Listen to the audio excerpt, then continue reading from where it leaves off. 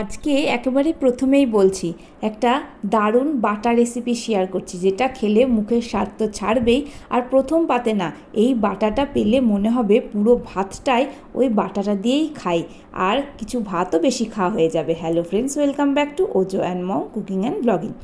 তো এই বাটাটা তৈরি করার জন্য প্রথমেই আমাদের লাগবে চিংড়ি মাছ।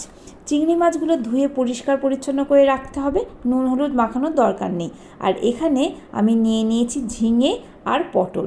তোমরা তোমাদের পরিমাণ মতো ঝিঙে পটল নিয়ে নেবে, কোনোটা একটু কম বেশি হলেও তেমন কোনো অসুবিধা হবে না। পুরো রান্নাটা ঝিঙে বা পুরো রান্নাটা পটলেও করা যেতে পারে, তাতেও কোনো অসুবিধা হবে না। আমি একটু দুটোই মিশিয়ে করেছিলাম। এবার যে ঝিঙেগুলো আছে সেগুলো শিরগুলো আমি প্রথমে ফেলে দেব। প্রথমে আমি চাকু দিয়ে ফেলছিলাম, পরে দেখলাম না, পিলার দিয়ে ফেলাই সুবিধা, তাই পিলার দিয়ে ভালো করে শিরগুলো সব ফেলে দিলাম। খোসাগুলো কিন্তু ফেলিনি। এবার সমস্ত ঝিঙেগুলোকে ছোট ছোট টুকরো করে কেটে নিলাম। সমস্ত ঝিঙেগুলো কাটা হয়ে যাওয়ার পরে এবার আমি পটলগুলোকেও কেটে নেব। পটলগুলোকে কিন্তু পুরো আমি খোসা ছাড়াবো না, একদম একটু আঁচড়ে নেব। আঁচড়ে নেওয়ার পরে ঠিক ঝিঙে যে সাইজ করে কেটেছি, পটলগুলো ঠিক সেইভাবে সাইজ করে কেটে নেব। এখানে আমি দুখানা ঝিঙে ছোট বড় মিশিয়ে আর 6টা থেকে 7টা পটল ব্যবহার করেছি। সমস্ত পটলগুলো কাটা হয়ে যাওয়ার পরে আমি একসঙ্গে খুব ভালো করে ঝিঙে আর পটল দুটোই ধুয়ে নেব। পটলের বীজগুলো কিন্তু বাদ দেওয়ার দরকার নেই, পেকে গেলেও দরকার নেই, কারণ পরে এগুলো যখন বাটা হবে এমনি মিহি হয়ে যাবে, মুখে লাগবে না। এখানে আমি কড়াইয়ের মধ্যে বেশ খানিকটা সর্ষের তেল নিয়ে নিচ্ছি, সামান্য একটু হলুদ দিচ্ছি।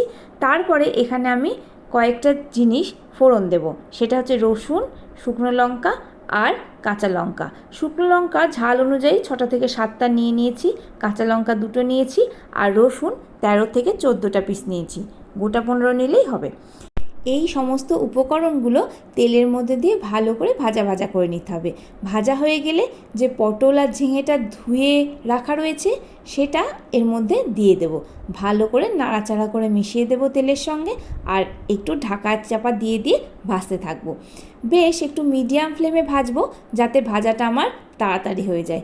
একেবারে খুব সিদ্ধ হয়ে যাওয়ার মতো ভাজা করার দরকার নেই, একটু আঁচা আঁচা ভাজা হলেই হবে, মানে গায়ে একটু লাল লাল রং হবে, এরকম হলেই হবে। এদিকে গায়ে যখন রংটা ধরতে শুরু করবে, তখন যে ধুয়ে রাখা চিংড়িগুলো আমি রেখেছি সেগুলো দিয়ে দেবো। এই জন্যই বলছিলাম লবণ হলুদ মাখানোর কোনো দরকার নেই, এমনি দিয়ে দিলেই হবে। এবার চিংড়িগুলো নিয়ে ক্রমাগত নাড়তে থাকবো। নাড়তে নাড়তে যখন দেখবো চিংড়িগুলো একটুখানি কালার চেঞ্জ করেছে, একটু গোলাপি বা একটু কমলা কমলা হয়ে গেছে, ব্যাস আমি এগুলো নিয়ে নামিয়ে ঠান্ডা করতে দেবো। আমার এখানে এগুলো ঠান্ডা হয়েছে, দেখতেই পাচ্ছ, কড়াইটা আমি হাত দিয়ে ধরেছি।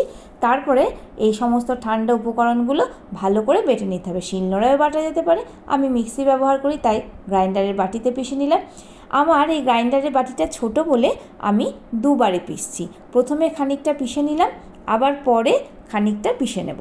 তোমরা ইচ্ছা করলে এই সময় সামান্য জল দিতে পারো, তাতে মিক্সিটা একটু ভালো করে চেটেপুটে বার হবে, তা না হলে পরেও দিতে পারো।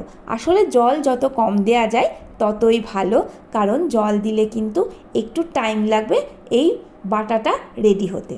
তারপরে যে কড়াইটা ছিল, মানে যে কড়াই আমি ভেজেছিলাম, সেই কড়াইয়ের মধ্যে আরও বেশ খানিকটা সর্ষের তেল দিয়ে দিলাম। 6 থেকে 7 টেবিল চামচ তেল আমি এখানে দিচ্ছি, প্রথমে 2 টেবিল চামচ দিয়েছিলাম। তারপরে তেলটা গরম হলে সামান্য কালো জিরে আর কাঁচা লঙ্কা চেরা ফোড়ন দিয়ে গন্ধ উঠলে এর মধ্যে সমস্ত বাটাটা আমি ঢেলে দেব। একটু বেশি তেল কিন্তু বাটাটাতে লাগবে, এই বাটাটা খেতে কিন্তু এত অসাধারণ হয়, প্রথমেই বলেছি পুরো ভাতটাই কিন্তু এই বাটাটা দিয়ে উঠে যাবে, সেই জন্য একটু কিন্তু তেল বেশি লাগবে। আর বাটাতে একটু বরাবরই যে কোনো বাটাতেই তেলটা একটু বেশি লাগে। এবার আমি কি করলাম, এই যে পাত্র ছিল বা গ্রাইন্ডারের বাটি ছিল সবগুলো ধুয়ে আমি সামান্য একটু জল এর মধ্যে দিয়ে দিলাম, মানে ধুয়ে সে ধোয়া জলটা দিয়ে দিলাম। তারপরে এর মধ্যে অ্যাড করলাম লবণ আর হলুদ। এতক্ষণ কিন্তু আমি লবণ হলুদ অ্যাড করিনি। তারপরে একদম মিডিয়াম হাই ফ্লেমে নাড়তে থাকবো, মাঝে মধ্যে একটু হাই করে দিলেও অসুবিধা নেই, সেক্ষেত্রে নাড়তে কিন্তু থাকতে হবে যাতে নিচটা ধরে না যায়। নিচটা ধরে গেলে যদি গন্ধ বেরিয়ে যায় তাহলে কিন্তু বাটার যে স্বাদটা সেটা পুরোটাই নষ্ট হয়ে যাবে। আমরা সবাই জানি গন্ধেই আমাদের অর্ধেক খাওয়া হয়ে যায়, তাই যেন কোনোভাবেই নিচটা না ধরে যায়। এবার খুব ভালো করে নাড়াচাড়া করতে করতে সমস্ত বাটাটা যখন অর্ধেক হয়ে যাবে, তখন এখানে খুব সামান্য আমি চিনি অ্যাড করছি।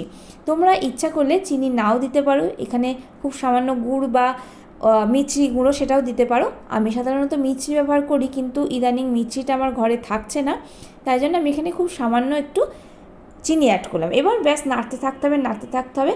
এইবার দেখো যখন নাড়তে নাড়তে সমস্ত একসঙ্গে একটা দলা মতো পাকিয়ে যাবে আর কড়াই ছেড়ে চলে আসবে, তখন কিন্তু আমাদের বাটাটা প্রায় একেবারে তৈরির মুখে হয়ে যাবে। পুরো বাটাটা তৈরি করতে বা ভাজতে আমার এখানে 15 থেকে 20 মিনিট টাইম লাগবে। আর এই দেখো বাটাটা আমার হয়ে গেছে, আর চারিদিক দিয়ে অল্প অল্প করে তেল বেরোতে শুরু করছে। ব্যাস আমাদের বাটাটা রেডি। গ্যাসের ফ্লেম অফ করে দাও, 5 থেকে 7 মিনিট একটু স্ট্যান্ডিং টাইমে রাখো, আর গরম গরম ভাত দিয়ে খাও। যদি ভালো লাগে অবশ্যই লাইক শেয়ার কমেন্ট করো, আর সাবস্ক্রাইব করো ইউটিউব বন্ধুরা, আর ফেসবুক বন্ধুরা প্লিজ ফলো করে নিও। এতক্ষণ ধরে ভিডিও দেখার জন্য জানাই অসংখ্য ধন্যবাদ।